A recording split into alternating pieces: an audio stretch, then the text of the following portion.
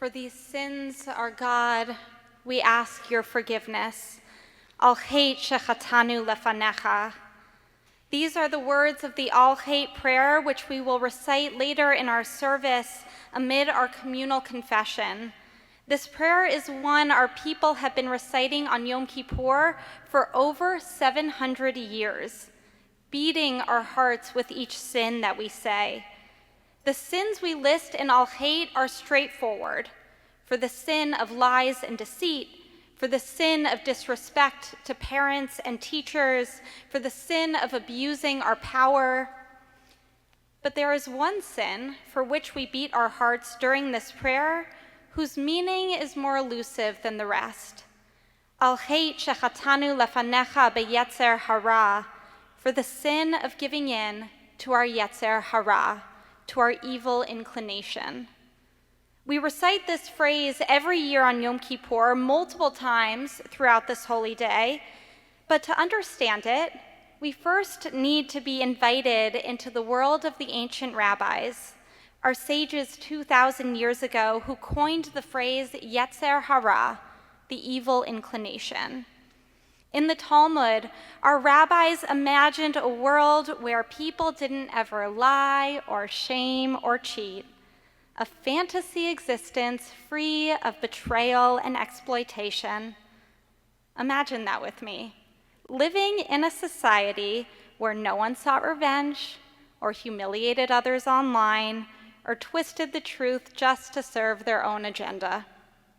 Imagine life without secretly resenting that coworker, without lusting after someone, without envying that wealthy friend.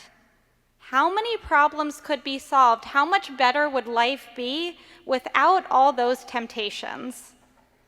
The name the rabbis gave to these temptations, to these urges toward pure self-interest, is yetzer hara.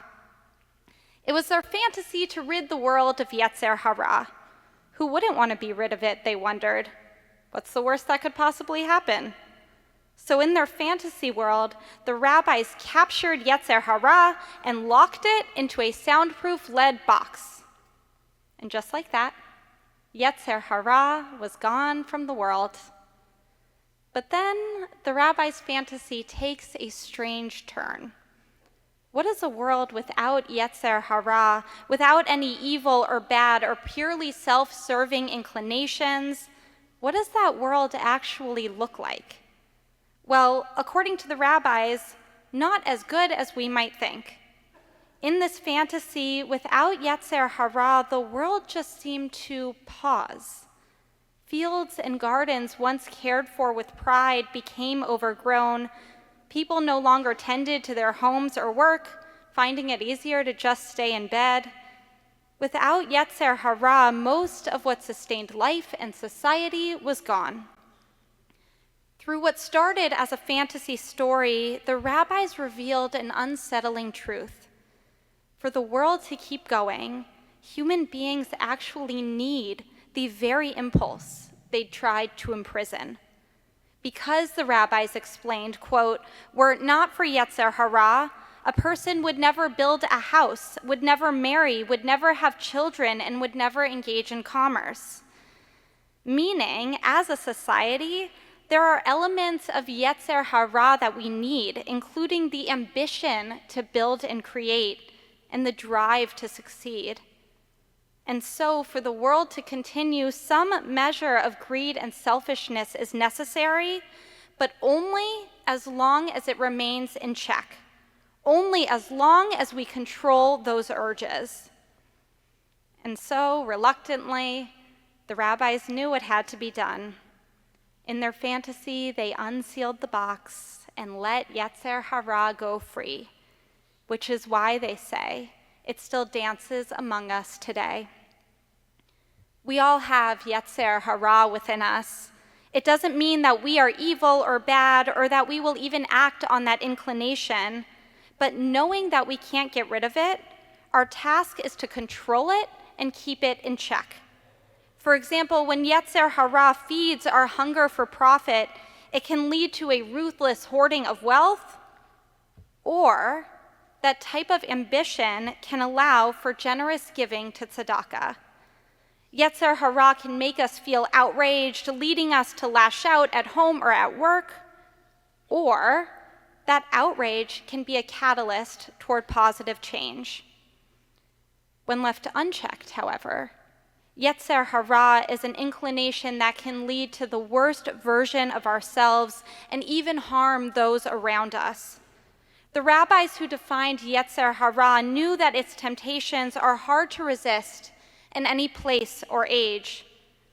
There is no denying that ours is a culture inclined and even encouraged to recede into our own echo chambers, where it's easier than ever to blame and shame and hold on to fury.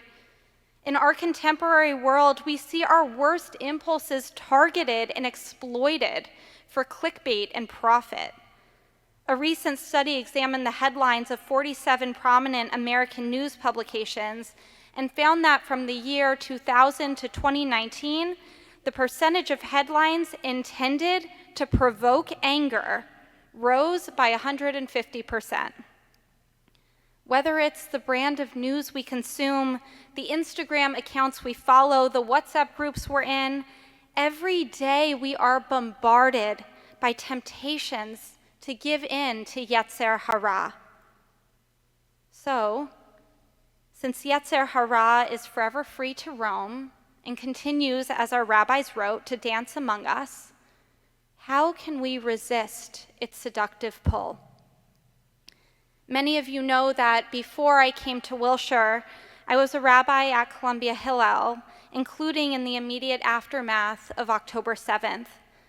One night during that time, while I was in my apartment near campus, singing the Shema to my son and putting him to bed, my phone buzzed. A flood of angry text messages poured in from a student with whom I had built a close relationship.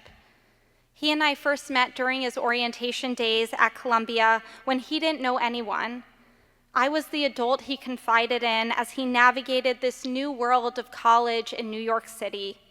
We'd regularly meet for coffee, and through our conversations, he connected with Judaism for the very first time and found his first Jewish home within our community at Hillel. But over text that night, he laid into me and did not hold back. He berated me for working at Hillel, a Zionist organization. His messages included misinformation about Hillel, as well as anti-Semitic tropes about Jews and money, which I suspect were the influence of his friends. The texts were long, and they just kept coming like a stream of consciousness tirade. My hand shook as I held my phone and read his piercing words. As he wrote, he was becoming more and more enraged, and as I read, so was I. The words were painful and designed to sting. His yetzer hara had taken control. He could have let his anger and frustration motivate him to have a conversation with me, one of openness and dialogue. Instead, his yetzer hara used that anger and frustration to lash out. I spent most of that night either awake in bed or sitting on my couch in our dark living room. My yetzer hara tempted me to respond by listing all the reasons why he was wrong about me and Hillel, by calling out the internalized anti-Semitism in his messages, by letting him know that hostilely texting his rabbi through the middle of the night was unacceptable, abhorrent behavior. I didn't send him a response, at least not immediately. I knew not to. He was writing compelled by his yetzer hara, and nothing good could come of a response motivated by mine. As I read his texts over and over again, I realized they hurt so much because of the effort and care I and my colleagues had invested in this student. Our relationship was one of trust and respect, which had now been broken. The messages were painful because I knew the truth. This student is a good person. He got angry and frustrated and chose not to control, or maybe had never learned how to sufficiently control his yetzer hara. Awake on my couch that night, I drafted then redrafted potential responses. I saw my own yetzer hara emerge in those first drafts, fueled by my anger and frustration, and I didn't like what I saw. I was determined not to meet rage with more rage, bitterness with more bitterness. So each successive draft I wrote was less and less inflamed, contained less agitation, and more compassion. As I drafted, I realized how many times my own yetzer hara had led me down a similar path. When I sent a text or email that I immediately regretted, when I hid behind the safety of a screen instead of the courage to have a conversation in person, when I made snap judgments based on a social media post or influence of others. So the next morning, I replied, telling him that I understood he was frustrated and that I welcomed an in-person conversation. I said he mischaracterized a lot. I said I was still here for him. Sent. My phone buzzed immediately with another message. This one began with a heartfelt apology, both for what he said and how he said it. He was genuinely remorseful. He wanted to listen and talk in person, he said, but he wasn't ready for a conversation quite yet. He thanked me for caring about him. He apologized again. Both of us had taken back control over our yetzer hara. The Mishnah teaches who is strong, one who conquers their evil inclination. Strength, we know, is not just physical. True strength, Jewish strength, is the courage to look deeply inside, face our yetzer hara, and resist its destructive power.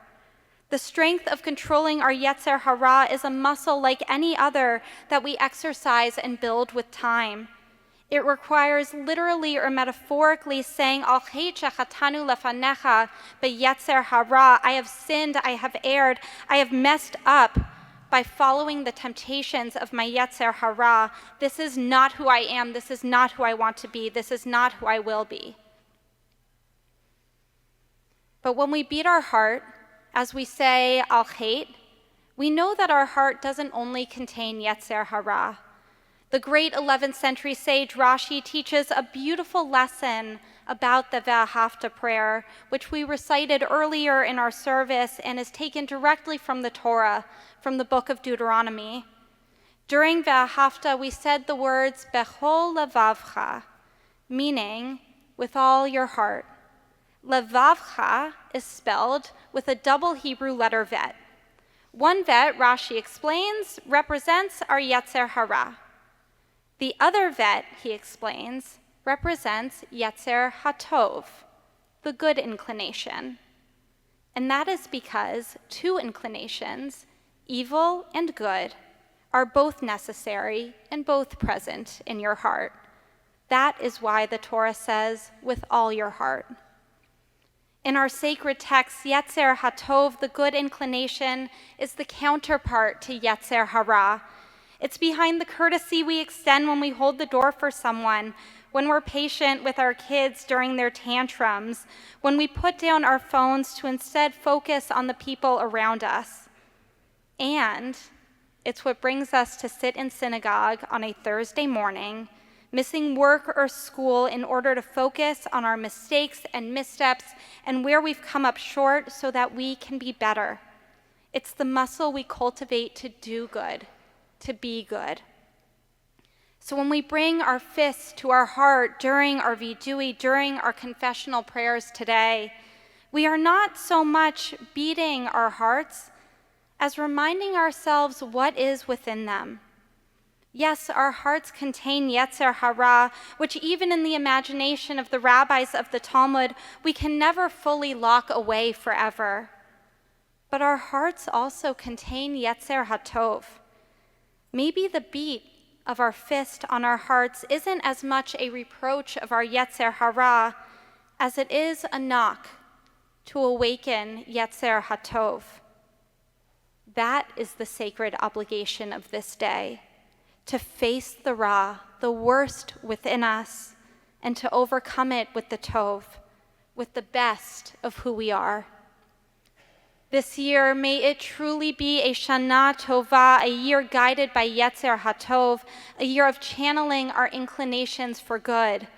With all my heart, with my yetzer hara and my yetzer hatov, that is my wish and my blessing for us in this new year. Shana Tova and Gemar Chatima Tova.